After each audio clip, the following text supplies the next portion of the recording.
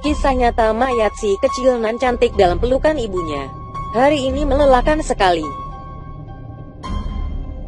Aku harus berganti kereta sampai 2 kali. Dari arah Depok menuju stasiun kota. Dari stasiun kota nyambung lagi dengan kereta patas arah Angke sampai stasiun Merak. Tapi karena jadwal kereta kadang tidak jelas, harusnya kereta patas berangkat pukul 10 tapi jadi molor jauh, tidak jelas pukul berapa kereta harus berangkat. Mirip lagu Iwan Fals. Sesaat aku duduk di gerbong yang tidak terlalu padat. Di sisiku ada seorang ibu yang menggendong anaknya, sepertinya sedang terlelap karena jenuh menunggu kereta tidak berangkat. Akhirnya untuk mengusir rasa kejenuhan aku mencoba mengajak ngobrol ibu yang menggendong anaknya. Tepat di sebelahku. Aku, "Ibu, ini anak ibu." "Ibu." "Iya, Neng," menjawab dengan tanpa ekspresi dan aku semakin penasaran. "Aku, cantik ya Bu, anaknya." Terlihat sekali anak itu didandani dengan bedak dengan baju warna pink serta sedikit celah di matanya. "Ibu." "Terima kasih, Neng." Masih tanpa ekspresi. Lalu ku lanjutkan pertanyaanku. "Aku, mau kemana, Bu?" Petik 2 titik. "Ibu, ke daerah Rangkas Bitung."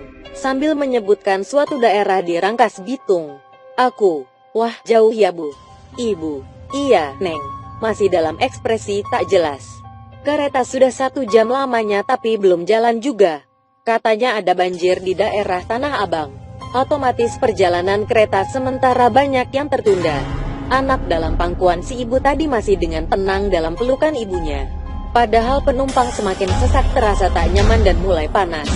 Aku kembali penasaran, kok bisa anak sekecil itu tetap tenang dalam keadaan kereta yang sangat panas. Tak ada penyejuk, sekedar kipas angin saja. Aku, "Bu, kok anaknya antar ya?" Titik. Padahal panas gini. Aku kembali membuka pembicaraan. Tiba-tiba si ibu menangis. Aku, "Bu, maaf, ada yang salah dengan kata-kata saya?" Tanyaku semakin penasaran. "Ibu, tidak Neng." Ibu sedih sekali. Dia sepertinya mulai membuka diri padaku. Aku, "Kenapa sedih, Bu?"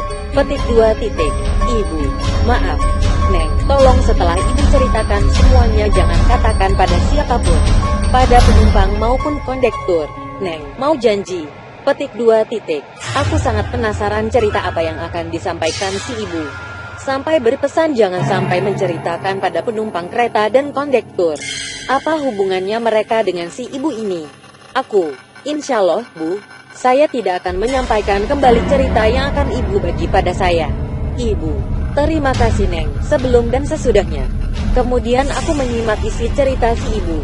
Sudah 1 minggu ini anaknya sakit panas, tapi si ibu hanyalah pemulung yang mengais rezeki lewat sampah-sampah yang berserakan, penghasilan yang tidak menentu. Kalaupun dapat uang dari hasil menjual sampah plastiknya, itu pun tak seberapa, hanya cukup untuk makan. Dia tidak punya tempat tinggal tetap, kadang tidur di emperan atau di bawah jembatan layang. Si ibu ingin sekali membawa anaknya ke dokter, tapi dia tak memiliki uang. Karena dia bukan warga DKI Jakarta dan tak memiliki KTP DKI, jadi dia tidak mendapatkan jaminan apa-apa. Si kecil anaknya hanya diobati ala kadarnya, tapi ternyata penyakitnya tak kunjung sembuh. Sampai subuh tadi akhirnya si kecil dalam pangkuannya meninggal dunia. Setelah meninggal pun dia bingung. Kalau harus dikubur di Jakarta, ongkos untuk menguburkannya pun dia tak punya cukup uang. Dan bila dia bawa ke kampungnya yang cukup jauh dari kota Jakarta dengan menggunakan mobil jenazah, itu pun tak cukup, ada uang, dibutuhkan uang sekitar 1,000,000. Uang sebesar itu, kata si ibu, sangat besar dalam ukuran dia. Akhirnya, lewat bantuan para gelandangan dan pemulung terkumpullah uang sebesar 250,000.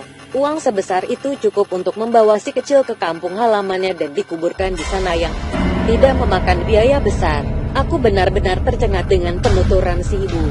Lalu atas seizin si ibu, ku pegang tangan si kecil nan cantik dalam pelukan ibunya. Subhanallah, benar ya Rob, tangan mungil itu dingin, tak ada denyut nadi di sana. Kucium dengan lembut keningnya, amat dingin, tak ada jiwa di sana. Ya Rob, si kecil nan cantik itu tertidur damai dalam pelukan si ibu yang amat menyayanginya. Aku tak dapat menahan haru, ingin rasanya kupeluk dia dan ibunya. Begitu sulitnya hidup ini, sampai akhir hayatnya pun si kecil nan cantik itu tak merasakan keramahan negeri ini. Aku hanya terdiam dan menatap Haru. Sungguh ingin rasanya aku berteriak pada negeri ini. Wahai penguasa nan congak dan sombong, lihat ada rakyatmu yang begitu menderita, terbelenggu dalam kemiskinan dan keangkuhanmu. Tak bisakah kau membuka mata hatimu? Tapi kepongahan terus menjalar di hatimu. Si ibu tak pernah menyalahkan siapapun dengan keadaannya. Dia hanya mengatakan, si ini takdir Tuhan. Kereta sesaat melaju. Aku kini terdiam tanpa kata. Tak ada pertanyaan yang membuatku penasaran. Kini sudah aku dapatkan jawaban dari keterdiaman si ibu dan indahnya tidur panjang si kecil nak. Cantik, selamat tidur nak. Allah bersamamu selalu dalam damai di surga sana.